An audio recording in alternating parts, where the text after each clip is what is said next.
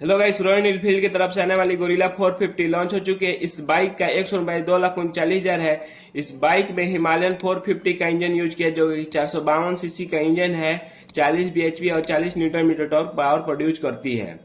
इस बाइक में 11 लीटर का फ्यूल टैंक है जो कि 35 किलोमीटर पर लीटर की माइलेज निकालती है। इस बाइक का 780 सीट हाइट है और इस बाइक का लुक सिमिलर है हंटर 350 जैसा, और इसे हंटर का बड़ा भाई भी आप कह सकते हैं। इस बाइक का कुछ एग्जॉस्ट नोट इस प्रकार है।